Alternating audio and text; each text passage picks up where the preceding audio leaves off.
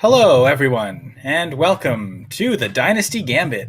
Live here, Dynasty Gambit mid-season edition. I know it's been a little bit of a gambit as to whether we'll be on or not, but here we are. It's after Week 9, so about to enter Week 10 of the NFL season, technically halfway through the regular season, although our fantasy playoffs, and I mean even the fantasy regular season is more than halfway done, but important time of year, whether it's redraft or Dynasty, but obviously we're going to take a Dynasty approach tonight. My name is Kyle Senra. Joining me are Chris and Devin. How are you both doing? Very good, man. So happy to be here. I cannot believe that we are entering Week 10 tonight. This is so sad already that we're flying through this season. Yeah, no, it's for sure. Devin, good to talk to you as well here. Yeah, glad to be back. It's nice to be back on, giving some advice, and looking forward to tonight's conversation. Absolutely. Great times. And I think, a few topics that we're going to talk about quickly before we get into the main meat of the episode, which will be talking to the top 5 players at each position. I know it's something I think back when Hamid was on, talked about this before the season, but let's see how much has changed halfway through the regular season. But yes, so the big news today, NFL-wise, is Odell Beckham Jr. I think he signed. I don't know. The news is really cloudy. It sounds like he's going to be there, yeah. Yeah, so Los Angeles Rams are the lucky team, or well, maybe unlucky team, but lucky team to get Beckham for this season. I don't know if we have anyone knows any details on the contract or his status. Like, I doubt he plays this week, but seems like for sure starting next week he'll be playing, I would think. Yeah, I think it works out pretty well for him because I think, like you said, I doubt he plays this week, but next week they got a bye, so it's a good time to get him in, learn the playbook, get ready for. Probably week 12. It's funny because I was just talking about, is he droppable in redraft? I guess not. Yeah, no, not yet. But yeah, so I guess so consequences for him. I mean, is this, he was the number 1 or number 2 in Cleveland, but less volume passing offense, less efficient as well. Now he goes to the Rams, where maybe he's the number 3. I mean, I don't know how good Cup's playing. I don't think Beckham's the number 1 there.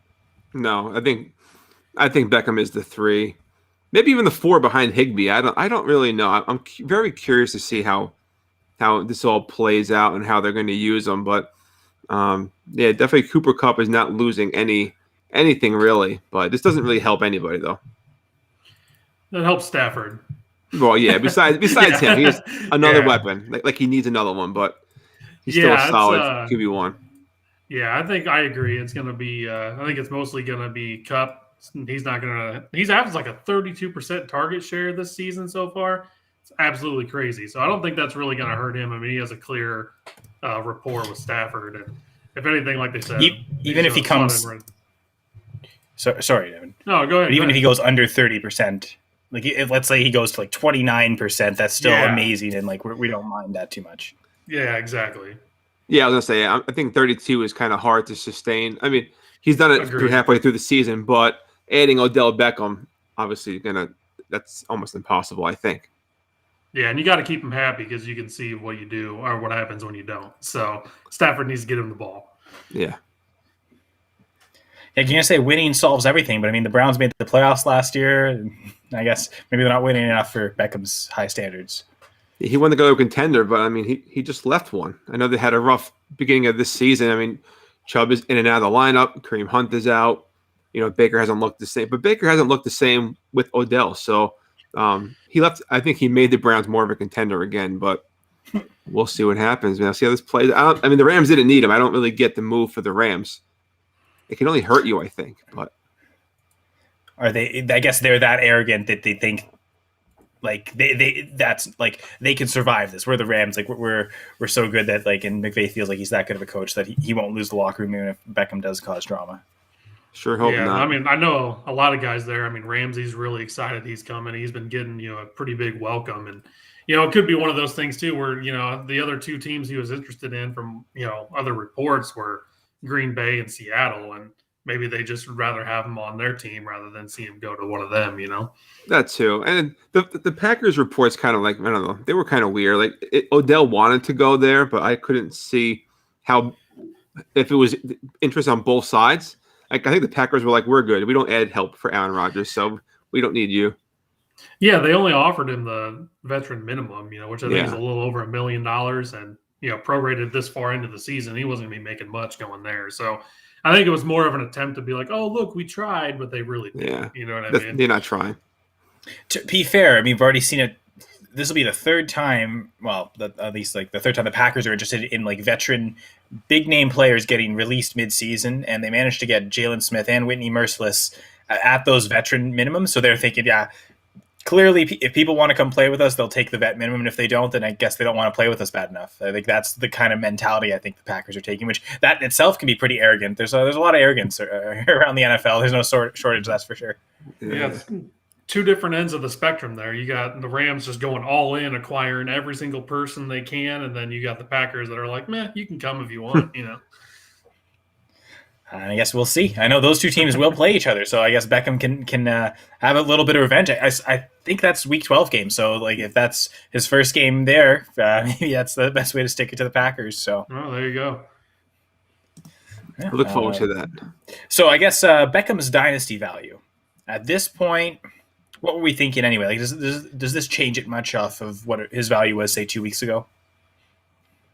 Oh, I think so for sure. I think, in my opinion, I think he's a huge sell now. Without him actually playing a game, because you don't know how they're actually going to fit him in with all those weapons on offense. His value's definitely gone up. Just because, I mean, he was pretty much even unstartable, even on the Browns. I mean, he might get a handful of catches, but he wasn't doing much there. So I would take this opportunity right now. If you can get a first rounder out of him, I would take that all day right now, because you don't know. God, this is a 1-year deal. You don't know where he's going to be next year. If he wins a ring this year, he might just say, I'll just want to go get paid somewhere, and he might be back to being irrelevant. So to me, he became one of the best sell nows that you can have. Yeah, you couldn't sell him, a week or two weeks ago. He was not movable. He had no value. So I think he kind of ends up back there again. So like you said, if you get anything for him, he's 29 years old, having health issues, and with the buzz around him right now, you got to move him if you have him, if you can. The sell window is almost until he plays a game and disappoints, right? Like that's, exactly. Yeah. So you've basically got 2 weeks to sell him from this point on. Mm-hmm. Yeah, I think it's a great opportunity. I'm taking a second round too. It doesn't have to be a first for me. That's trying to hold out for a one. Agreed. I don't think you could get a first. I think that's pushing it, especially in single quarterback leagues. Like certain leagues, you might be able to, but I think even if it's something like you're sending Beckham in a third to get the first or something like that, maybe like that type of deal gets done. But for the most part, I think the second is probably like a nice point where. Like if you want to sell for a second, there's probably tons of people willing to buy for that. If you feel like you just want to get out of Beckham and at least recoup some cost, like doing it for the second, like sounds like Chris, that's what you're interested in. Like if you had Beckham on a team, you can get the second. You're doing that in a heartbeat. Yeah, goodbye. It's been real. All right, so it's been a real interesting season so far, and I guess before we get into the big rankings, were there any topics either of you want to talk about? Any rants, any like little dynasty tricks or tidbits as we enter week 10, or do we just top 5 players? No, there's a lot to talk about here. These top 5 players, So I'm pretty excited to see what you guys have, because I was going through it earlier today, and I'm like, first 2 weeks of the season, it's like, you can't go crazy. Your dynasty rankings shouldn't be fluctuating that much. But I think after 9 full weeks, I think things have changed, and I think it's okay if you're not sticking to your guns from September, because, as you said, it's been a wild season, and I'm looking forward to see what you guys have to talk about here. I got my lists up, and I'm ready to see how close we are, or far apart. So I think the process we'll do here, we'll go through each position. We'll start here at the quarterback position and just kind of share our players. And I think for a lot of these, the top 1, 2, maybe 3 seem more obvious than 4 and 5. So to cause more drama, we'll count up instead of counting down. But right off the bat, who's the number 1 dynasty quarterback? I think we all might have had the same answer entering the season. Let's see if it's the same answer in mid-season. So Chris, we'll start with you. Who do you have at number 1 for? I'm so scared to go first. So scared. But I'm rolling with my preseason number 2 quarterback, and that would be Kyler Murray is my number 1 quarterback right now for Dynasty. All right, so you're saying Kyler Murray at 1. Devin, how about you? I haven't changed mine. I've still got Patrick Mahomes on mine. I know he's had a couple bad weeks here, but he's still got all those weapons and still got a great head coach, great offensive scheme. So haven't been able to move him down yet. It's closer than what it was beginning of the season, but I still got Patrick right now. Yeah, I'm maybe stubbornly staying with Mahomes at number 1 as well. I will say he's not in a tier of his own, no matter, like, and it sounds like you're kind of saying that too, Devin. And I kind of got that sense before the season anyway. Like, he wasn't like in a tier of his own. He was with everyone else.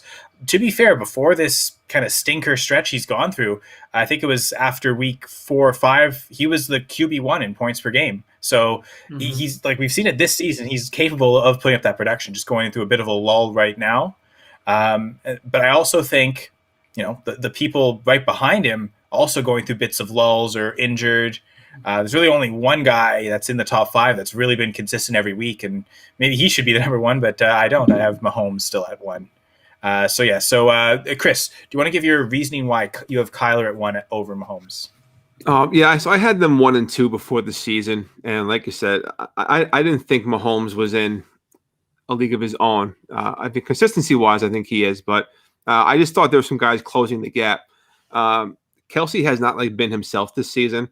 I do think he's getting a little bit older, and I'm kind of concerned what happens if this is going to continue. Like, if Kelsey becomes no longer the elite tight end that he used to be, it's really just Tyreek Hill. And I think Kyler Murray, obviously, with a year younger, maybe 2 years younger, definitely runs the ball a ton, moves the ball with his legs, gets tons of points in the running game. DeAndre Hopkins is not a bad number 1 receiver. He's getting up there in age too, but the Cardinals are trying to win now too, and they have a good roster, a good young head coach. So I like where they're going as well. But I mean, I can't say you're wrong saying Mahomes is number 1. It's obviously very close, but I like Murray a little bit right now, a little bit more. So are you saying Mahomes at 2 then? I have Mahomes at 2. Yes. Okay. Yeah. How about you, Devin? Who's your number? Yep. How about you, Devin? Who's your number 2? I actually do have Kyler at number 2 for me. It was not that way at the beginning of the season, but as of right now, I have a little more faith in him. He's still young. I mean, for all the reasons that Chris has already said.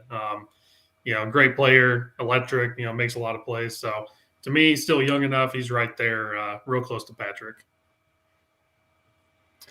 So at number 2, I'm going to stick with my preseason number 2. Maybe I'm really stubborn. Actually, my top 5 is very similar to what it was preseason. So this is the one position where I'm really sticking to my guns maybe, but I'm going to say Josh Allen still. Like Mahomes, going through a bit of a lull, but also like Mahomes, we saw at the start of the year. I mean, he was averaging over 25 points per game in conventional standard scoring, again, before hitting this lull. So knowing that he's capable of producing as a top 5 QB, and I mean, did it last year. I think he's got just as much of a ceiling as Mahomes, and maybe just as high of a floor as well. So yeah, I still have Josh Allen at number 2. So do you have Kyler at 3 then? Nope. Oh, okay. See, because I have Josh right there at 3. Actually, I've gone back and forth a lot. Actually, today when I was trying to write out my list, and I actually had Allen in my second for quite a while, and then I kept going back and forth with Murray. The only reason I actually moved Allen down is just because he has had some of these games here recently where you can tell that's not all clicking. There's something off. But prior to last year, he kind of came out of nowhere. I mean, he was a first round pick. He had his flashes. But I think last year seems to be he was consistent almost every single week. He's putting up points. He was, top 5 quarterback almost on a weekly basis. This year, I mean, even from week 1, it really hasn't been that dominant that we'd seen the previous year. And it's just given me a little bit of pause of was last year an outlier compared to this year? Is this more of what we're going to get? We're going to get some of the bigger games, some of them not. So that's ultimately why I ended up moving Josh Allen to 3. But you can't go wrong either way. I completely agree with you, Devin. He's my number 3, and he's my top 3 has stayed basically the same guys anyway to this point. And so the same things that you said. I mean, they tried to run the ball a little bit more this year, get Zach Moss is going a little bit, and Singletary has been looking a little bit better. So that we kind of knew that was going to be like a game plan going into the season. I think they want to keep him safe. But They do have good weapons there, but he has been a little inconsistent, so that does concern me a little bit as well. There's games where he puts up 30, 35 points for fantasy. The team scores 40-something points 3 games in a row, and then somehow they go into play Jacksonville and score 6. So I don't get it. Something was definitely off there, but I think they'll get it going again. And I mean, they've had 2 games like that this year. There was the week 1 game against Pittsburgh as well, where it kind of things looked off. But yeah, I think it's been certainly not as long of a dud stretch, say, as Mahomes. But yeah, I think a lot of what we're saying though is at the top of the quarterbacks, our thoughts were they were all close enough anyway that like it's really tough to have one move over the other without like astronomically outproducing the others, and that really hasn't happened this year. Everyone's kind of been in that between 20 to 25 point range for their averages. So like you guys have the exact like the same top 3 in terms of the 3 players in the top 3, not necessarily the same order. I don't. So my number 3 is actually Lamar Jackson. I do have Murray at 4, so I'll spoil that one there. And I think I've been really close on them the last 3 years, really. And even entering the season, I still had Mahomes ahead of Murray, really for the passing efficiency reasons. Like we've seen Lamar's touchdown rate, especially his MVP season, and it was like a 9% touchdown rate. Probably never going to hit that again. But his yards per attempt, a lot of the throwing efficiency, not the throwing volume, but the throwing efficiency have been much better than what Murray's had. Murray just has the volume, so it was kind of me banking on Lamar passing more this year, which we have kind of seen come through. I'll be frank, I almost put him at number 2. And I think the argument's there that he could be the number 1 guy just because he's been the most consistent. Like I think he has probably the safest floor out of any quarterback in the league. And so some people might see that as the reason they want to put him at number 1. They think, okay, the ceiling for all these quarterbacks on a weekly basis is about the same, but who gives the best floor? So I can definitely see the argument for really any of those top 4 guys to be the number 1 guy. But so I have it Mahomes, Allen, Jackson. Chris, you've got it Murray, Mahomes, Jackson, and then who at number 4? No, Allen was my 3. Sorry, Jackson, I said that wrong. Sorry. That's okay. No, my 4 is Herbert. I still think he's going to be pretty special. I'm a huge fan of his, so I might have a little bit of a bias. I'm a big fan. But what concerns me with Jackson is I've toyed with him, putting him like 2 and 3 myself. Is they're going to be, I think, a run first team again next year once they get healthy with Dobbins and Edwards. So I know this year he's throwing the ball a lot more. But Hollywood Brown, I'm a big Rashad Bateman fan, so maybe they will keep throwing the ball a lot more because he's obviously proven that he can. But anyway, that's my only concern with putting Jackson in my top 3. But Herbert, I still have it 4. Eckler, Mike Williams. I mean, it doesn't matter who this guy has. He gets them the ball. I know he starts the season off a little slow. Didn't look good weeks 1 and 2, but then all of a sudden he starts throwing for 3-4 touchdowns a game. So I don't think the game plan's ever going to get away from Herbert controlling the game. So he's still up there in top 5 for me at number 4. Okay, Devin, how about you? Who's your number 4? Number 4, I have Lamar as well. He's actually been the one who's rose the most on my rankings. I had him just outside the top 5 earlier this season. I'll just be blatantly honest with you. I've never been the biggest fan. I love his game. He's electric, but I did have my concerns just because he wasn't that great of a passer. He's kind of proven that over the last couple of years, and I just kind of thought he was what he was with his passing game. He was always going to be a running quarterback. But this year, he's really impressed me. Like you said, you could make the case for him being the number 1 quarterback in Dynasty right now. I toured around with maybe putting him up higher on mine as well. I just didn't get there. But he's actually changed my opinion on him a little bit this year, just with being a more consistent thrower and actually throwing for a couple 300-yard games now, because previous to this year, he'd only had 1, and I mean, it's always going to be a pass league in the NFL. They're going to figure you out. He is electric. His speed's going to drop off as he gets older, but if he can keep up with this throwing the ball the way he is, I don't see why, you can't not rank him that high anymore. So, yeah, I have him at 4, but he has potential to keep moving up if he keeps it up. So Chris, do you have Jackson at 5, or are you going to surprise us here with your No. Okay. He's at. I'm not that crazy. He's still at 5. No, because I almost toyed putting Josh Allen all the way down at 4 or 5 and moving Herbert and Jackson above him, but not yet. Not yet. Maybe after the season's over, like Devin said, Jackson's on the rise for me. I think I had him at 6 or 7 preseason. So again, not too far away, but he's at my 5. Okay, and it's funny because my top 4 has remained identical since the start of the year. That order: Mahomes, Allen, Jackson, then Murray. Really, the only change in my top 5 is number 5. Entering the season, I had Dak, but you already brought up the name, Chris. I have Herbert at number 5 now. I think the only concern was, was it just a 1-year wonder with Herbert? Not that he wasn't a good quarterback, but is he ever going to duplicate fantasy-wise what he did during his rookie year? And I mean, so far he's had some really great explosive performances that shows that ceiling's still there. And for him to be doing that so young, he's maybe just a notch down in terms of production, in terms of fantasy points per game on those other 4. Maybe he's a little lower than what Brady's doing this year, but definitely the longevity of the career. You're not gonna compare him to Brady at all. I don't think anyone's close to seeing Brady as a top 5 QB, but I think Herbert's kind of showing that this is who he is. This isn't just a fluke. So Devin, who's your number 5? Number 5, I have Dak still at my number 5. Herbert is right there at number 6. He's still, if he keeps it up, he could still be coming in. I've just always been a fan of Dak. I mean, he's still young enough to where, the quarterback position, I mean, you can play until you're obviously 44 apparently. But, he has all the weapons, the only thing that kind of concerns me about Herbert is the weapons around him with, Eckler isn't a young running back. Mike Williams might leave in free agency at the end of this year. And then also Keenan Allen's not young either. So I don't think they have a lot of great depth, young depth at least, to work with him at the moment. I mean, the draft can obviously change that. But I do love CD. He's got Amari Cooper. Schultz has come on big this year for Prescott. So right now, I just with the situation that he's in, I mean, Dak is easily as a contender to be a QB1 week in and week out for you with the weapons around him.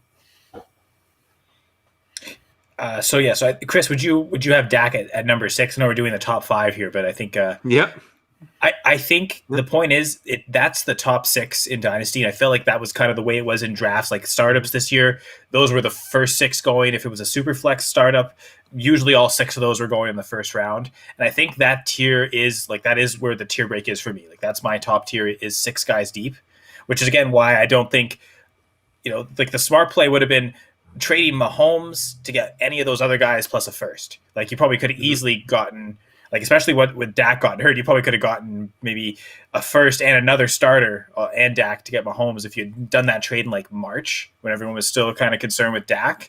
But I think that's the way to kind of move within those tiers. If it's a super flex league and you have one of those 6 quarterbacks, the only way you should move one is to get another of those 6 quarterbacks, and it's deciding what direction do you value another one higher, you're willing to add a little more, or are you getting more back? I think that's kind of those way, but that top 6 tier is kind of you need one of them to enter the club. If you don't have one of those 6 quarterbacks, I've got Dak in a super flex league, and someone asked me to trade it, and I just straight up told them, you don't have the quarterback to trade for Dak. That's I've got use my I traded up for him in the startup for a reason. It's I want one of those top 6 quarterbacks. So do you guys and I don't even know who number 7 would be, but do you guys see that as that's a big separation after those top 6? I would agree. I think there's definitely a tier break, like you were saying right there, between 6 and 7. I don't know immediately off the top of my head who I'd have at 7. I just kind of ran through this exercise, but it's someone probably I have a guy at 7. Who you got? I have Joe Burrow at 7. That's what I was thinking of putting him there without doing any research. He's the first one that popped in my head. But we're saying there's a few guys right in that range, 7 to 10, that are very close, but definitely a step or two below the top 6. Russell Wilson, I mean, he's a bit older than all those other guys. I think that might be a reason why he's kind of in that range. And then, and probably, I still think it's the 3 young guys, Lawrence, Fields, Lance. I still view all 3 of them as top 12 quarterbacks, even though, Lance isn't on the field, but Fields and Lawrence really aren't producing like that. But I still think their value, I saw them go in the first round of some super flex startups, any of those 3 guys, really. I don't know if you're going to get that very much next offseason, but to me, those 3 rookies are still probably going to go in super flex startups in the first 2 rounds. Maybe you get one sneak into the 3rd round. Yeah, very possible. Anyway, we'll talk a bit about rookies later, but we're going to talk about top 5 Dynasty running backs now. And I'll start us off here. This was my RB2 in the offseason Dynasty-wise, so not a big jump for him, but I think everyone else has kind of been getting hurt, and running back's a young man's game, and I think it's time. Jonathan Taylor is the number 1 Dynasty running back. To be fair, I did some auction startups or some salary cap contract leagues I'm in, so auction drafting, and frankly, I think in both of I remember 2 auctions in particular this year where Jonathan Taylor went for more than Christian McCaffrey. So, you might not have saw it much in linear drafting, but like when people were really like putting these contracts and these dollar figures next to these players, people were already kind of revealing Jonathan Taylor as the number 1 RB. So I think it's kind of now official, but that's the way I see it. I don't know if you guys agree or disagree with that. Devin? I agree. He is my number 1 as well. The thing you have to consider with that, the reason it's not more of a conversation now to put over McCaffrey is the lifespan of the running back in the NFL is so much shorter. So with McCaffrey already being 25 going on 26, he's already almost at that age cliff. So Jonathan Taylor has done nothing to not prove that he's the true RB1 right now. And plus he has age on his side. So that's why he's my number 1 as well. I don't have much to add, guys. He's my number 1 as well for all those reasons. I mean, with Carson Wentz playing so well, like I think some of us might have thought with being back with Frank Reich that he might show some resurgence in his career. I mean, they have a very solid young team there, and I don't think that's going to change. And like I said, it's a very short-lived position, but he's pretty young. Obviously, it's only his second year, so very easily my number 1 running back. Yeah, and I think this is another one where I don't know if I'd put him in a tier of his own, because I think there are, in particular, 2 really young running backs that also kind of enter up here. And I'm having a really hard time with this one. Of the top 5, I think placing 2 and 3 to me is really difficult. I don't know if anyone else wants to go, but I know who I'm nominating at 2, but I don't know if we want to keep the same order. I'll take it. Yeah, go ahead. You already started. We can just keep going that way. So from that same class, that same 2020 class, I'm going to Deandre Swift. I think the pass catching's there. I've kind of been comparing him kind of all offseason to Kamara. Like he just, the way he's scoring, really efficient touchdown scorer as well, even though the offense isn't that great. But his production's really similar to what Kamara's has been early in his career. And I mean, we've seen Kamara finish as a top 5 running back most years of his career. And I think that's going to be there for Swift. If that offense could just get a little better, it'd be locked in every year. But I think I've seen enough to put him at number 2. I like that. Call. I mean, yeah. I have Najee Harris at number 2 for me. Same thing. I mean, he's a great pass catcher. He's a 3-down back. He's a workhorse. I like this. He just fits the Steelers' offense. I mean, Swift is right there for me too. He was actually the one I had the hardest time putting in. Running back is actually harder sitting down, writing it all out than what I had imagined. But for me, Najee Harris, he's just I think he's a lot more durable. He hasn't really had a whole lot of injuries. I know one popped up today on practice actually, but he's number 2 for me at the moment. Still 23 years old, first round pick. He's looking pretty good. He's catching the ball. He's running hard. So yeah. I was a little worried because I'm going very young at running back, and I'm like, I hope I'm not the only one. I mean, I can't be, but my number 2 is not one of those young guys yet. But I'm still hanging on to Delvin Cook as my number 2. 26 years old. He's a workhorse. I know he misses 2 games every year, but most running backs are going to do that. But I still think he has a few years left. And the quarterback position, Harris, I'm kind of concerned what happens when there's no to throw the ball to him 12 times. And the line has been terrible. Hopefully they fix that line because his running hasn't been as good. But Dalvin Cook has been a workhorse. He's been in there. He's solid week in and week out when he's healthy. So he's still number 2 for me. I can't knock him down too far just yet. So Chris, just a question for you. Did you have him ahead of McCaffrey entering the season? Or is that something that's now changed and he's more McCaffrey's just fallen behind him? Or is that something you've had consistently all year? I had McCaffrey 1 and Cook 2 with Taylor 3. my preseason. McCaffrey has taken quite the fall from grace in my rankings, as he will not be mentioned in my top 5. There's my spoiler right there. Wow. So he's fallen out. He's great when he's in, but I don't know. I'm not a big Sam Darnold guy, but his health has concerned me. But yeah, he's fallen for me. He's the one guy that's making moves. But yeah, he might get 30 points a game when he's in, but he's not in a whole lot the last 2 years. Okay, so big revelation there from Chris. I'll keep this one brief, and it'll actually play off something you said, Chris, because you're right. The Steelers' offensive line isn't great. Somewhat of an improvement this year. I looked at, maybe it wasn't quite as much of an improvement as I expected. Last year they were dead last adjusted line yards, which is their metric for run blocking offensive lines, grading that kind of without looking at the running back production. Just how are the lines doing? They're 30th this year, so they've gone up 2 spots. So at least that's somewhat of an improvement. But yeah, it is you can't go down still a bit of a concern. But yeah, Devin, I was right there with you. Like I was really back and forth between Swift and Najee at 2 and 3, and ultimately I settled on Swift at 2 and Harris at number 3. But yeah, you said a lot of good stuff there. He's already getting the volume, and I mean these are the prime years for running back when they're young, when they're getting all the work, and we're not worried about all the injuries like with McCaffrey, for instance. So I think it's, to me, 3 running backs in my top 3 that are all in their first 2 years. I don't think that's a coincidence. Like that's the name of the game. So I Devin, completely who's your agree. number 3? And same thing as you were just saying, I have Swift at my number 3. So, I mean, we're right there. We just, a little bit different on the 2-3 right there. But, I mean, just for everything you've already said earlier, I mean, Swift does look like the second coming of, Kamara light. I think they want to use him similarly. They love throwing to him. Goff clearly is dependent on him because, he's not the best passer anyway.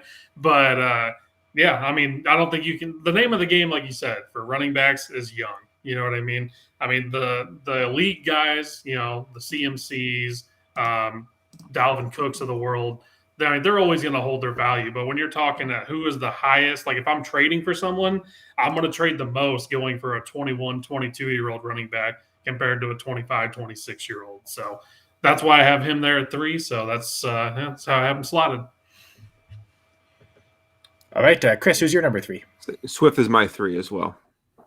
Just for facts, again, Harris is very close, but again, just my only concern with the quarterback position with Pittsburgh going forward after this year keeps Harris slightly behind Swift for now, but the volume is definitely there. So I don't think, again, it's not going to change. I just hopefully get a little more production or keep the same production going forward. Makes sense. So here's the thing. None of us have McCaffrey in the top 3, so he's already seems to have fallen at that point, and these young guys are taking over.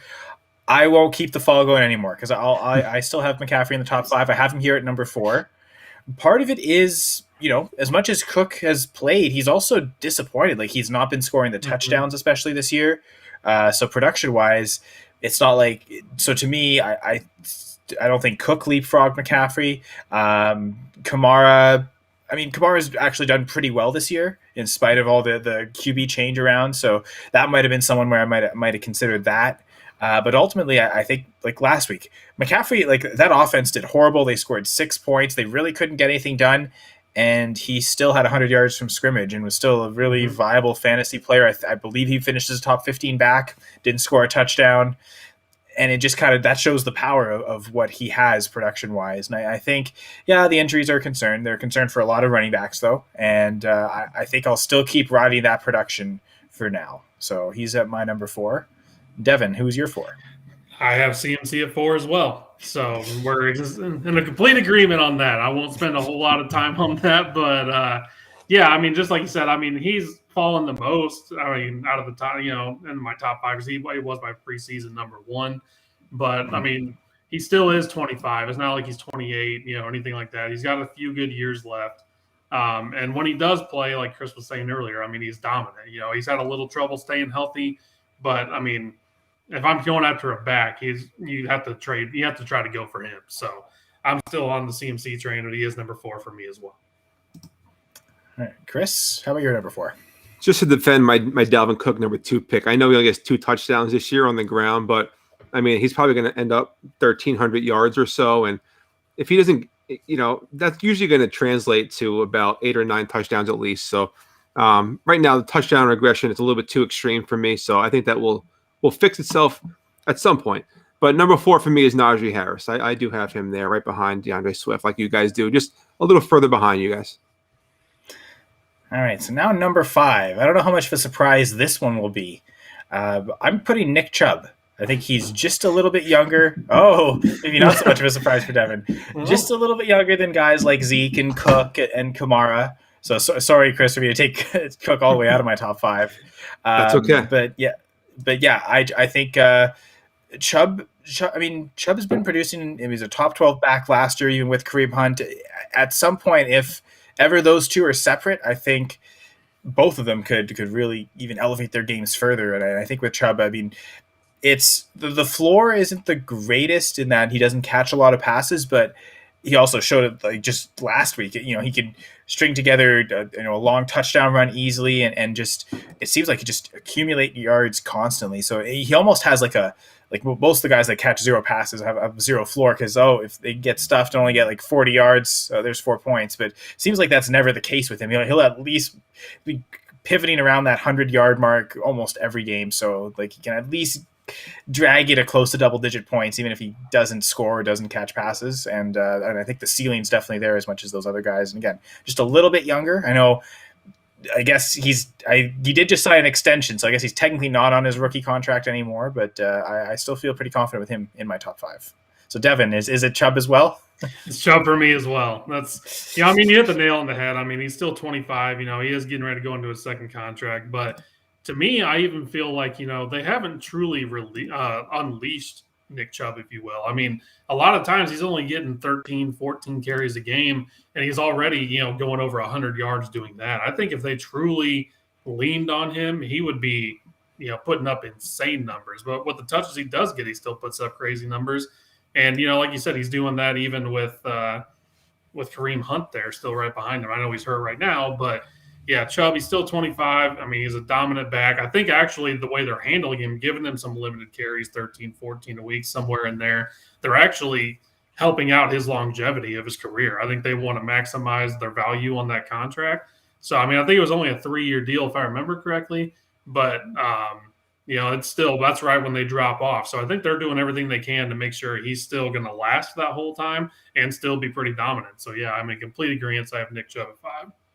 Or the Browns telling us that's his like window before he falls off. So like you get right. Like this year and 3 more years of solid production. So make sure that 2025 season you're selling him in the off season or early during that season before it falls off. Yep, exactly. Thanks, Browns. Or at least that actually requires us to believe the Browns know what they're doing and listen to us then. But Chris, so you've already mentioned it's not McCaffrey. So I'm curious, who is your number 5 dynasty running back? It's very close. So I've toyed with McCaffrey at 5. I've had Nick Chubb at 5, just because, again, another guy that I am way too much in love with. But I am hanging on to Kamara, and I don't feel that great about it. It makes me a little sick in my stomach to have him at 5. This year, obviously, another guy with touchdown regression. He's catching touchdowns through the air, which is, he did that his whole career, but he has 4 this year. I think 5 is his career high. So he's probably going to pass that this season. But the catches aren't there. He gets 80-something. It was 82 he gets every year. I think he's on pace for like low to mid 60s. So that's a big part of his game. So he's trending down. He's 5 for now with the arrow pointing down. If you have him on sleeper, that's where they're probably pointing on that direction. So, but very interchangeable with McCaffrey and Chubb for me. So it almost sounds like it's a tier break after Harris for you, or is it the tier break like before Harris? It's like 1A and 1B for me. I can't even say that they're in a second tier. It's very close. These guys to the top. Harris to Chubb is a little bit different. I don't know. They're very closely spaced out, but 4 to 7 is a little too far. Not that close. Okay, fair enough. So we're going to go with wide receiver now. And Devin, I'll let you start so I don't steal all your answers. Who is your number 1 dynasty wide receiver? This tier honestly was the hardest one for me. I think there's so many young, great guys here. And I'll just come out. So my first one I have is DK Metcalf. He's tied to Russell Wilson for a long time. He's a deep threat. He's still just 23 years old. to me, he's just, I know it's going to be pretty tough because a lot of these guys to me are 1A, 1B, 1C. I mean, they're all so close, so young, so dominant. But I just, for what he brings, the quarterback he's attached to, that's the reasons I got Metcalf as one for me. All right, Chris, how about you? Who's your number one? I'm going with Justin Jefferson as my number one. Again, this was the toughest one for me to do. Same. So hard. But yeah, I mean, again, this guy, only 22 years old, on pace probably for another 1,400 yards, 8 or 9 touchdowns. So, again, young is still good. I mean, you have a little bit longer of a lifespan here. So I have a little bit of an older guy on my second one, but I'm going Justin Jefferson. I just thought he looks so electric. And everyone was saying, not everyone, but people were saying that he has a tough schedule this year. He's going to be the number one receiver against top corners, and he's still putting up good numbers. So I think he's only going to keep getting better going forward. And Adam Thielen is like 49 years old. So I think pretty soon he's going to be like the one and only guy out there, and he's going to reap all the benefits. All right, so we have all three of us different receivers at number one. So I think that's ringing true in that it was tougher, it's less obvious. And unlike at running back, it's kind of similar story to quarterback. I'm sticking with my preseason number one for Dynasty wide receiver. Maybe he's a little bit older than some of the younger guys, but I still have Tyreek Hill. I think his week-to-week ceiling is still probably the best of any receiver in the league. And especially at wide receiver, I'm less interested in floor just because any of them could get shut out. Like there's none. Devonte Adams had that 1 year, I think it was 2018, where he had 16 PPR fantasy points every week at the minimum, right? And he kind of showed that season like an incredible floor, but that's an outlier for Adams. Like even Adams can't duplicate that more than one season, it seems like. So I go for ceiling, and I still think Tyreek Hill has the best ceiling of any receiver. So he's still number one for me.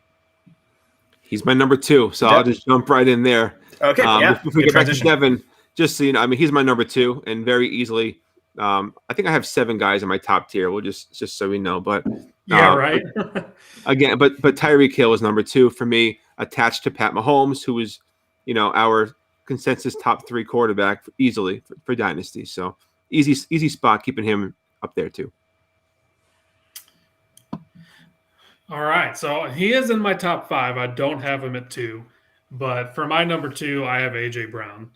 He's just been dominant ever since he's come into the league. He's still 24 years old, and even more now without Derrick Henry there for the rest of the year. I mean, he's had multiple 100-yard games the last couple of weeks.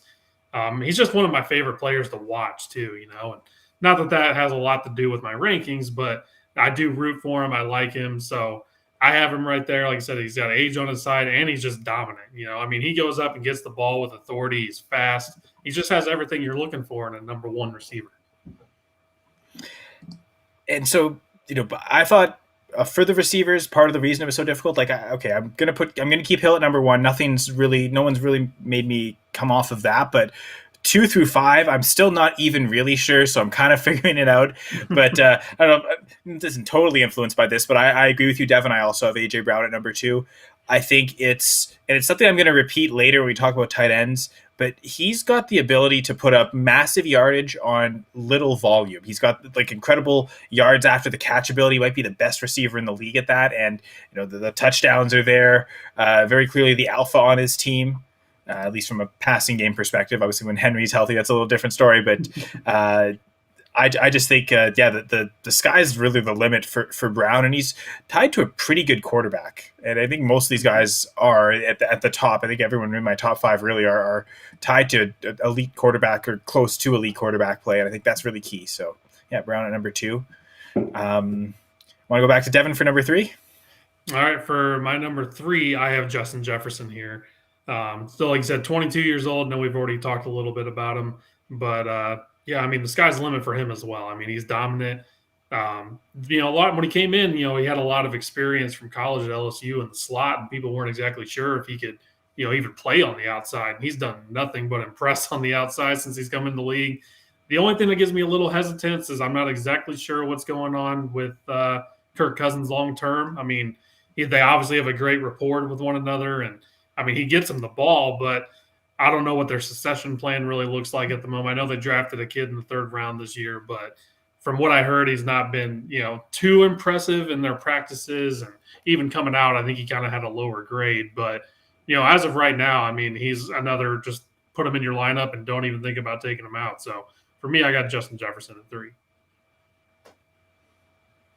And I don't want to cut you guys off before again, but AJ Brown is my number 3 wide receiver because I think Kyle, you just said that the volume is not there, but he still puts up very efficient. He put up tons of numbers. So, man, if I can't imagine if his volume increases at any point of his career, how good he's going to be. So, very easily my number 3. Well, no Derrick Henry. I wonder if we're about to see that stretch right now where he's constantly getting 12 targets a game. Like that could happen here. So I was wondering if this was going to be considered jumping the gun here. I guess I am the highest on the rookie, Jamar Chase. I have him at number 3 because almost similar to Brown, his touchdown to catch efficiency is ridiculous. Like it's almost unsustainable, but it also shows like he's got that. He doesn't need very many catches to put up big yardage. Like he might be the next best receiver in terms of yards after the catch. Again, tied to a good young quarterback that he can grow with, and that's already shown in, I think, pretty decent improvements off what his rookie season was in terms of a lot of the efficiency numbers, even coming off the knee injury.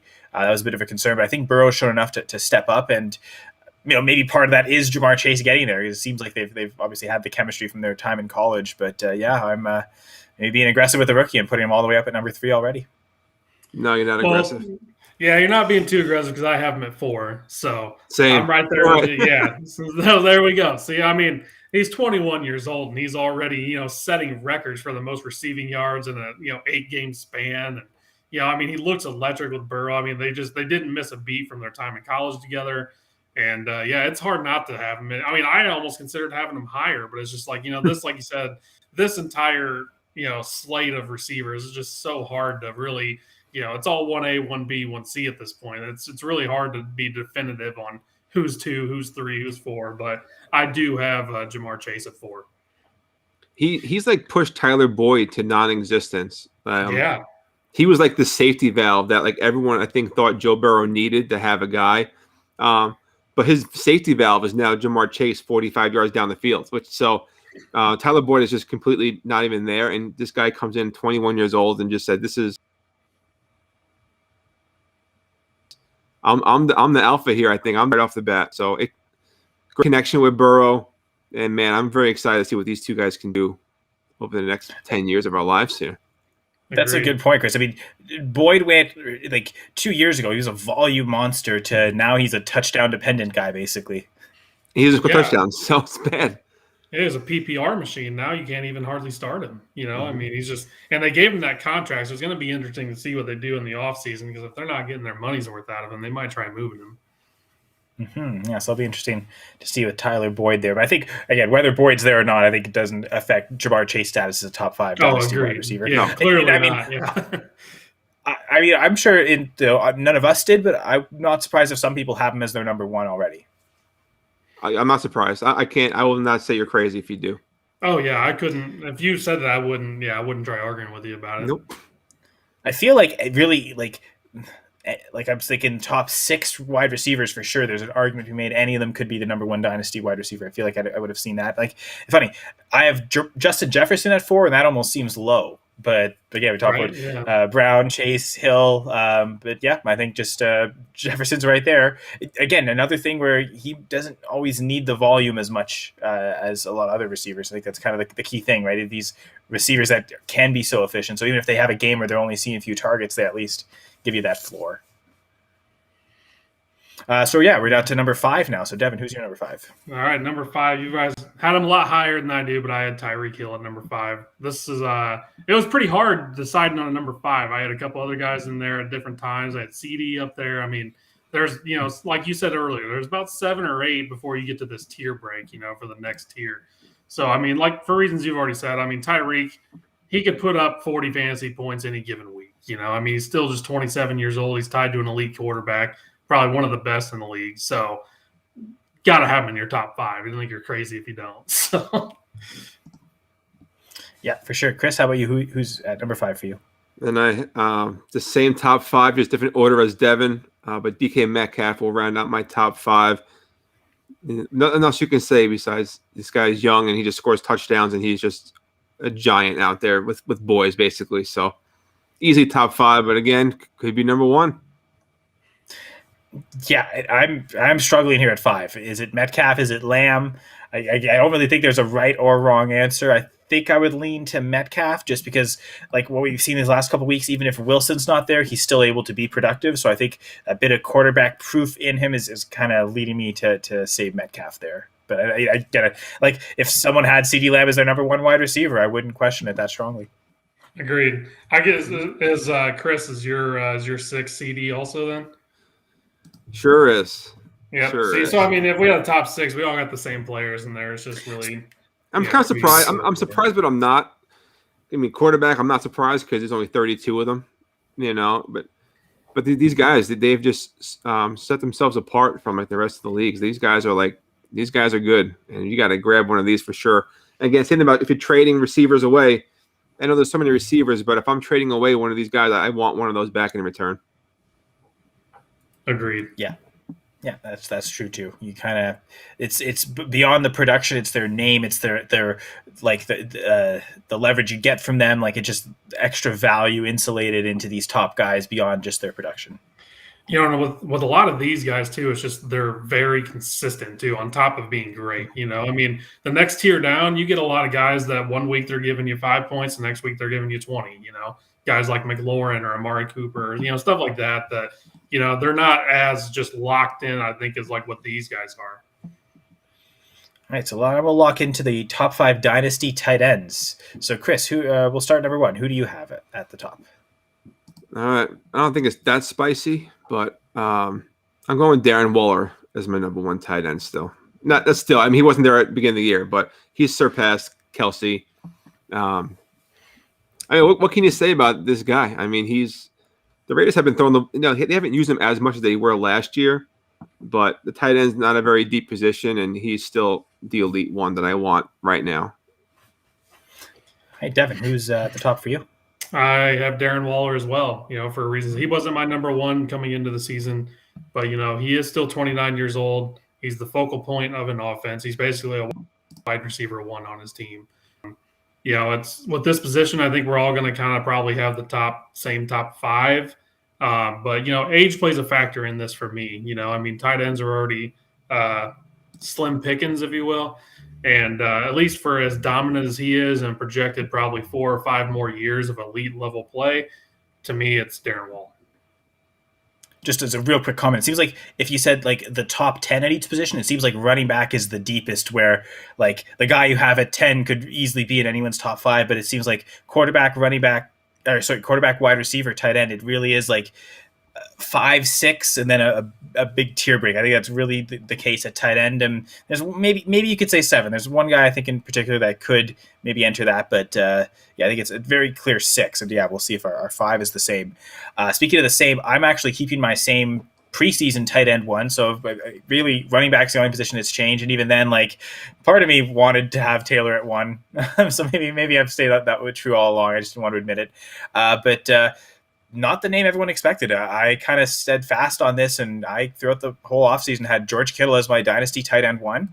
Early in the season, it kind of looked like, I might have been wrong there, and maybe I was wrong. But coming back from injury, he came back and he was the tight end 2 last week after everyone said he might be on a pitch count, and he kind of showed again what I was talking about with AJ Brown. He doesn't need the volume to get those massive yardage games, and he can score from far. It's not just a tight end that's only scoring touchdowns in the red zone. And I think he kind of has that no other tight end really does. So I'm going to just keep probably maybe one of the few people who will, but keep having Kittle as my number 1 tight end in Dynasty. Well, I'll give you I'll cut in front a little bit, but to tag team on you, I have him as my number 2 as well. So, I mean, I have him right there. I don't have him at 1, but I mean, he's honestly, he's my favorite player in the NFL. I love his energy. I love everything he does. He's funny. He's dominant. So, I mean, he does everything. He run blocks. He's always on the field. So he's giving you great run blocking, which I know we don't get fantasy points for that. But then when he does catch the ball, like last week, I mean, he was just dominant. He's throwing people down. He's, making moves. So, I mean, he's still just 27 years old. I know he's had some injury history here lately. But Dynasty, it is a young man's game, so I do have him at number 2. Okay, Chris, who's your number 2? This position was tough for me too. Mm-hmm. I mean, I do like George Kittle, but then I don't. I can have him at 2. I can have him at 6. It could be anywhere, but I'm going the young game here. I'm going to take Kyle Pitts as my number 2. I do like what I see. I really do think he's a receiver playing the tight end position with that designation. So we'll see what he does right now, but I have him up there already. I do. He looks very good. But there's games where he kind of disappears a little bit, but I think he'll get past that as we get through his first season into next year. But he's my number 2. I will take him in his 10 years extra than like Travis Kelce has right now. So, well, that's just it. I think that the Kittle and Waller, they're young enough, and that's why I have Waller at 2 as well. I think, obviously Pitts is younger, but I think they still have enough good years in front of them to kind of keep them as those top 2 options. But Chris, who do you have at number 3 then? I'm going to give you George Kittle at 3. Okay. They're very close, but yeah, if he can stay healthy, man, he's probably number 1. He could be number 1 again, but yes, that kind of concerns me. And Deebo Samuel looks fantastic. Brandon Ayuk is starting to show up a little bit, so not a lot of volume to support 3 guys in the passing game. But when he's out there, we saw last week, he's back, and man, Jimmy G missed him, and he targeted him early and often. Hey, Devin, you're number 3. Number 3, I have Pitts. Like I said, he's 21 years old. This is, projected to be the most dominant tight end to come out of college. He hits every single metric. He has had a little bit of a slow start. I know he has to build a rapport with Ryan. He's had a couple bad drops here lately. But like I said, he's 21 years old. He got 10 years in front of him. If he keeps on this path, he's going to be dominant. It's pretty hard for tight ends. Most of them never do anything the first year they're in the league anyway. There's a lot to learn. And he's already shown quite a bit of promise, even with that being said. So I have Kyle Pitts at number 3, and I agree. Well, we'll keep the discussion flowing. I have Pitts at 3. I think again, you said it best, Chris. I think it's almost a decade between him and Kelce. I think at that point you have to, if the production's not quite there yet, you still have to respect that value. I wonder, is this set up where we all have the same exact number 4? Is it Kelce? Yeah, Kelce. Then it is. Yeah. And I don't feel good about that either. That feels a little gross to me too, just because he's on the downward slope here. But yeah, he's still there for us, right? So okay, you're saying gross isn't too high. Yeah. I was almost thinking the opposite. Are we too low on him? Is he still going to be the tight end 1 at the end of the season this year anyway? Is that still, shouldn't that be worth more than number 4? But again, it's the age, right? It's exactly. Can he keep it up still? Are we starting to see the end of it now? It's kind of almost. Oh, go ahead. No, I'm sorry. I was just going to say, until this season, he's been outscoring the tight end 2 by 100 points. The gap has closed. So even if he is the tight end number 1, but he beats out Waller or, whoever by like 15 points, well, next year, I don't think that's going to be the case. I think next year that person's going to, whoever it is going to start passing him up, and he's no longer going to have that run as tight end 1 anymore. So it seems like, again, we're a Dynasty, we're always trying to project forward and get ahead, right? And that's kind of us saying he's at number 4 is kind of reflective of that. Exactly. And I had him as my number 1 tight end on my rankings to start the year. He's already fell all the way to 4. But, he still does it, most of the time, week in, week out. I actually had him on my Dynasty League, my main Dynasty League, my hometown Dynasty League. And I traded him away 2 years ago because I thought it was the beginning of the end. And he has done nothing but just prove me wrong the whole time. I was trying to, sell him a year early. That's always my philosophy, sell a year early and then a year too late. And I was like, okay, but every year he's made me pay for that decision. So I might have him at 4 just out of spite. I traded him this year in a Dynasty for Mike Gesicki and some other pieces. Oh, nice. That's a good haul. Yeah. I got a Dynasty league with him and I was still hanging on. So me too. I have some a couple more, but I did make the move in 1 to see what would happen. He is one of those guys where I don't think you mind going down with the ship. You know what I mean? Yeah, it's fair. Yeah, you might get to that, though, at certain points with certain players. Okay, so number 5 tight end. This might get interesting. I think, again, there's probably 2 names that really stand out, I think. So it's just picking between those 2. So, Chris, go ahead. There's 3 for me. But I think Okay. the third one, I'll just tell you, third one who's number 7 is Hawkinson. Again, a guy. Oh. I do like Hawkinson, but he Hmm. fell to 7 for me. And it's the guy I traded Kelsey for, Mike Gesicki. Okay. Being from Pennsylvania, I'm a Penn State fan, so call me a There you go. homer if you want. So take it with a grain of salt. But Mike Gesicki, he is a stud out there. Him and Tua have a pretty good rapport. I don't know how long-term Tua is going to be there, if he's the answer or he's the guy. But I do have Mike Gesicki barely just a little bit ahead of Andrews and Hawkinson right now. And I think Sorry I had Gesicki at 5 as well. I had him there preseason, so he's kind of stayed there. He's solidifying a top 5 for me. Yeah, the production's kind of been there. Like he's been like an every week top 12 guy. So I think you're on the right path there. Even Are when you Shaheen concerned? and Mac Hollins get touchdowns out of nowhere, it still pisses me off. Oh yeah. But he still puts up numbers. Durham Smith. Yes, Mike. But Yeah, all these guys. I guess is it almost one of those where you're not so concerned if he leaves via free agency because he might go to a good quarterback if like the Dolphins decide not to re-sign him. Yeah, I'm not concerned if he went somewhere else, unless it was like Baltimore and already have Mark Andrews there or something weird. But I think wherever he goes, he's going to have solid production. I'm not concerned about him. Okay, Devin, who's your number 5? Number 5, I have Mark Andrews. Lamar has really taken a step forward, like you said, this year. Even before this year, I still had him in my top 5, and he's still, I think, 25 years old. So, he's still at the young age. He's putting up numbers. He's the number 1 option on his team. Hollywood Brown's taken a little bit of a step forward this year to maybe contest that, but I still think he's looking to throw the ball to Andrews first and foremost on his team. So, add all that together, and you got top 5 tight end right there. So, that's how I have Mark Andrews. I think right now we talked about Kelsey outscoring whoever's going to be the tight end 2. I believe right now the tight end 2 is Mark Andrews. So when you're saying he's producing, I think he definitely is. I still have him at number 5 as well. I believe before the season I would have had him at 4 and maybe Pitts at 5, and I think I kind of had to accept raising Pitts a little bit. He's been, I didn't necessarily expect world-beating numbers, but he's certainly been serviceable and certainly kind of showing you why the Falcons took him at 4th overall. So a slight one spot drop for Andrews for me, but yeah, still top 5. And so Chris, I'm sorry, I kind of assumed a little bit because I was talking. Okay, there's maybe 6 guys that are obvious, and then maybe a 7th. It's funny because the guy I was thinking of when saying maybe a 7th, it wasn't even Gesicki. Because I'm kind of viewing like Hawkinson as kind of that very clear 6th, but that would be my good 6 take with as well. Gesicki.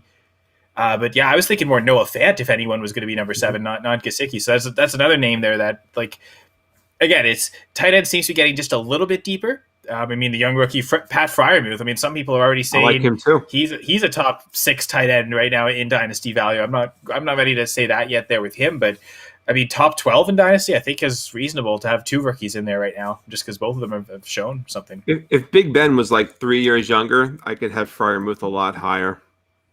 Yeah, he's had a really strong past couple of weeks.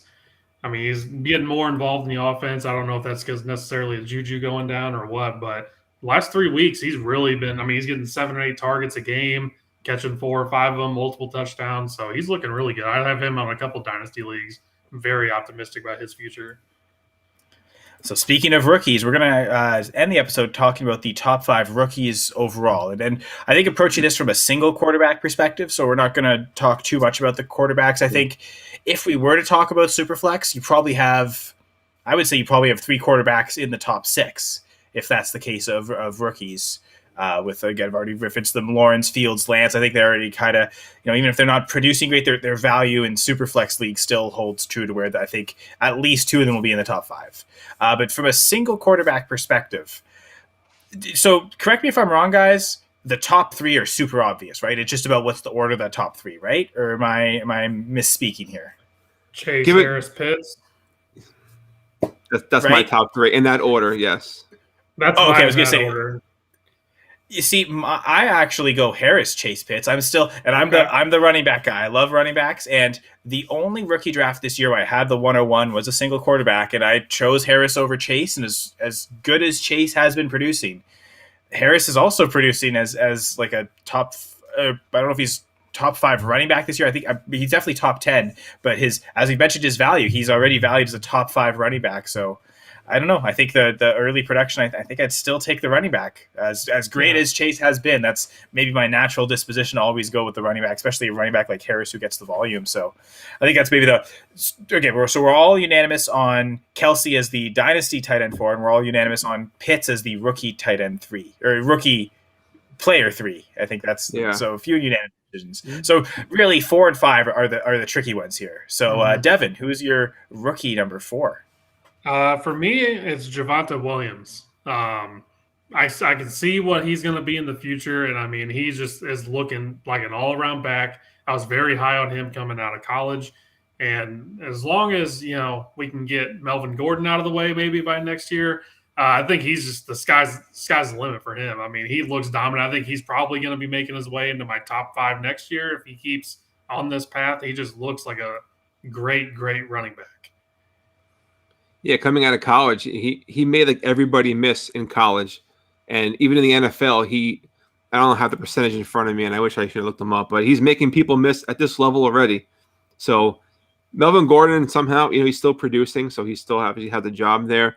But if you get rid of Melvin Gordon and give Javonte Williams the workload, this guy's going to be special. So he is my number 4 rookie as well. Okay, so unanimous on this too. I thought about the one wide receiver in particular, but again, I think it's just the running back position, the expectation of what his workload will be next year. This is one where again, you're not looking at his rookie production as much as projecting what year 2 production is going to be, and that kind of forces him up there. I mean, I might even make the argument he might be number 3, honestly. Just because I tend to hate tight ends, so that's just me. But I think all of us have Javonte Williams at number 4. So Devin, who's your number 5? Number 5 for me is going to be Jalen Waddle. This was a really tough one for me, just between that. There's a couple guys here I debated, but I mean, he's clearly a PPR monster, and I still don't feel like they're using him properly. I think I don't know if whether it's a Tua problem, whether it's a coaching problem. But even with their rapport from being in Alabama together, he's not even doing what he was doing in college with the long, deep shots down the field. So I think once you add in his PPR value that he's already shown already this year, if he starts mixing in some of those deep shots, I mean, you got an elite-looking player on your hands. So for me, I have him at 5. It was close, but I have him at 5. I mean, I think, that you could kind of mix up any of the first-round wide receivers. Even the first round receiver everyone hated and didn't like has produced well. So there's really quite a few good options specifically at wide receiver for that number 5 spot. So Chris, who are you going with? I almost went Waddle too because I was the lowest on Waddle than most people and the rookies, just because I'm like he had like 14 catches in college, it seemed, all big plays, but he's definitely been a PPR monster, and I probably should have him at 5, but I'm going to stick with Devonta Smith at 5 for me. Again, it's very close, but I think he looks really good. These guys are rookies, and quarterback plays a little spotty here in Philly here and there, but I like what I see enough to keep him at my second receiver, which I had him beginning of the year. I'll keep him there for now. So I think that was going to be the big debate. I think it was Waddle, Devonte Smith. I went on the side of Jalen Waddle coming out of the draft. He was my rookie wide receiver 2, basically since the draft night, since seeing how high the Dolphins took him and made him a priority. Seems like they've made him a priority as a target. So I'm agreeing with Devin there, and also having Jalen Waddle at number 5. Well, that's really about it so far for like your top 5 or 6. Because after that, I mean, you might have, one of the Moores or someone, right there. I mean, it's not very deep in this class, at least at the moment, right after those top 6. So I wanted to be a homer and say Elijah Moore is going to be the top 5 just because he had a great breakout week last week. So hopefully that continues. Yeah, I think he's still got a bright future if, Crowder maybe gets out of the way a little bit. They kind of have the same skill set there. Mm-hmm. But yeah, I think, I like him a lot, but as compared to the top 6 we talked about, they're right there. There's a tier break right there, Yeah, for sure. I think definitely. But are there? I guess so those are the top fives. Again, a quarterback, running back, wide receiver, tight end for Dynasty, and then that's our top five rookies as well. I guess one thing we talked about was previewing the game tonight, which literally kicks off in 5 minutes. I'm just quickly checking through lineups to make sure I don't have any. Because I know one of the inactives tonight, which isn't that big a surprise, is Latavius Murray. So I mean, I think Devontae Freeman is definitely playable this week. I think he's been real solid the last couple of weeks. I picked him up in a couple of weeks a couple of leagues this week actually. So I'm hoping he has a decent game. He should be fine tonight in a game where they're going to be up by a lot. So he will get plenty of work, I think. Yeah, the last time Lamar played this team was his 5 touchdown, not too bad for a running back game. You know. Yeah. Yep. Yeah, and I think now I lost my train of thought. No, kind of like kind of like Devontae Freeman, right? Like he was doing so well, then he lost his train of thought in terms of his production. But all right, that's a really bad transition. But I think Tyson Williams isn't getting on the field, and Le'Veon Bell barely gets any carries. Like it seems like, with Murray out, Freeman is getting most of the work himself. So that's kind of the good news there. That's why, got him going in a couple leagues. So, we'll see how that goes. I think, is there anything, I guess, are there any big dynasty implications that could change from tonight? Like, again, the high end, we talked about a couple top 5 dynasty players here at their positions, like Mark Andrews, Jalen Waddle, Mike Gesicki. I don't think anything really, one game is going to change their outlooks. I'm on my Rashad Bateman breakout. Yeah, I was going to say the same thing for Chris. Sorry, Devin. No, you're good. Just like to see if he puts together another solid game. You'd be starting to see the start of something good there. Awesome, yeah. But I think hopefully we did a good job at this. Guys, it was a lot of fun. I know we can't always figure out how to do this every week during the season, but worked out well this week. So I thought it was halfway through the regular season, kind of a good time to talk about like these mid-season rankings and how things have changed. We'll let people get to the Thursday night game. But before then, you could each, if you want to just share your Twitter handles or plug any work you guys do, feel free. Chris, we'll start with you. Yeah, I'll see right here on the screen. My Twitter handle is the Commish FF. But also, I have a weekly podcast with my friends, the Practice Squad. So follow us on Twitter at Practice Squad FF. We have a new episode that comes out every Thursday morning. Just talking a little about gambling, obviously fantasy stuff too. So check us out. We appreciate it.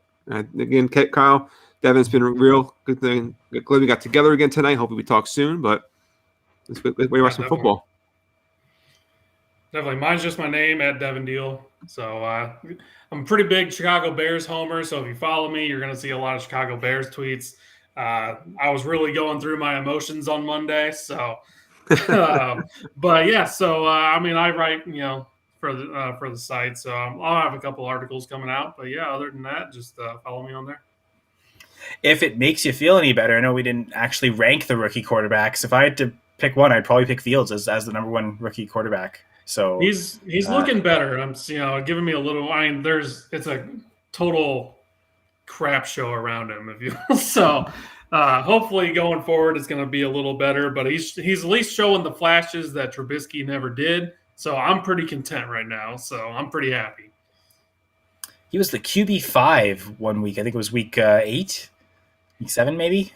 So like, just showing that type of ceiling there when he's running the football. If he gets 100 yards rushing, that's great. Not every quarterback's doing that, so I think just that ability kind of separates him in my mind. But yeah, we'll have to see how that develops. I'm on Twitter at Senra Says. In terms of going for 2 stuff, I usually do 2 articles every week. DFS stuff. One is a CFL DFS, which is out for this week. I know the this week's slate starts tomorrow night, Friday night. So if you want to see what I think are the best value plays, definitely check that out. And then usually either Friday or Saturday, I drop a Yahoo DFS article.